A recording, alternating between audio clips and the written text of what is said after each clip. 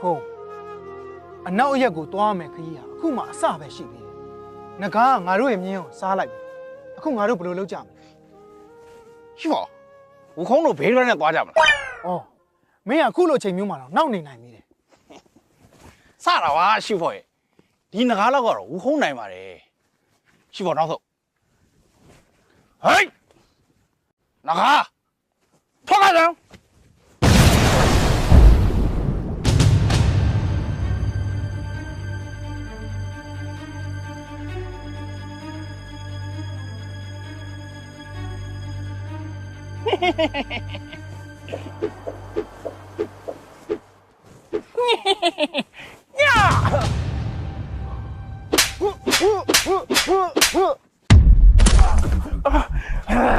ဟုတ်ခုံး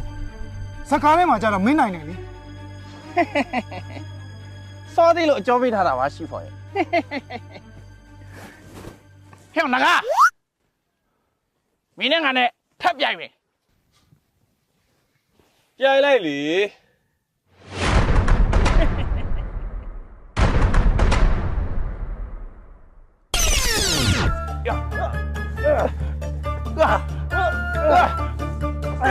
ဟုတ်ပါ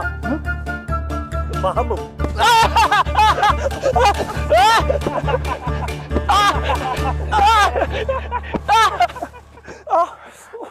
ဟုတ်ခုံးမင်းပြောတော့မင်းနိုင်မယ်ဆိုဒီတစ်ခါလည်းမင်းမထက်ရှုံးမြန်ပြီ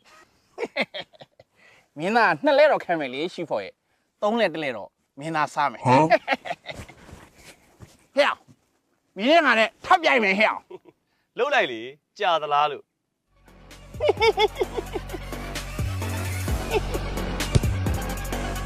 Yes!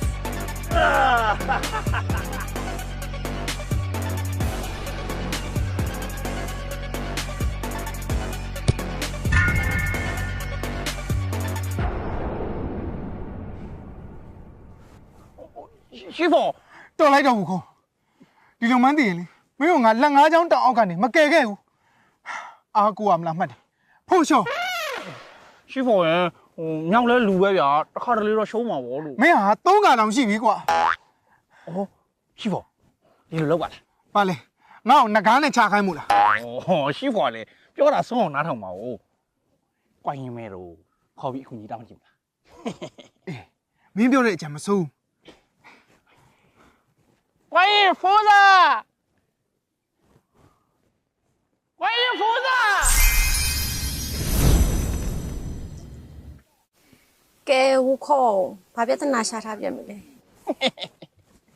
ပြဿနာကျွန်တော်ရှာတာမဟုတ်ပါဘူးဗျရေတွေကငကားရှာတာကျုပ်တို့မြင်အောင်စားသွားပြီလေအနောက်ရုပ်ကိုသွားမယ်ခကြီးဝေးလို့သေးတယ်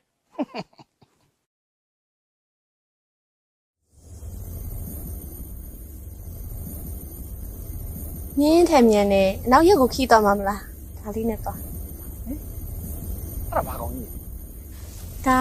ရိုကလေးစတားဆုပ်ဆွားပဲကိုစားပြတယ်အနောက်ရက်တင်မုံကဘာနဲ့ခီးပဲပဲတော့စတားဆုပ်နေဆိုလို့ရှိရင်အရာအားလုံးရွှင်ခီးထွက်ဖို့စဉ်းစားထားရင်ရိုတို့ရဲ့ Star Zone Travel ကိုတတိယလိုက်ပါနော်မိမိတို့သွားလို့တဲ့ခရီးစဉ်နဲ့ပတ်သက်တဲ့အချက်လက်တွေကိုသိရဖို့ Star Zone Travel Facebook Page ရဲ့ Messenger မှာမေးမြန်းလို့ရတယ်လို့ Hotline Number 39 0039 9439 ကိုဆက်သွယ်ပြီးမေးမြန်းနိုင်ပါတယ်ဒီနေ့တကြံမှာခီးတော့ကိုစဉ်းစားနေပြီဆို Star Zone ကိုဆက်သွယ်လိုက်တော့နော်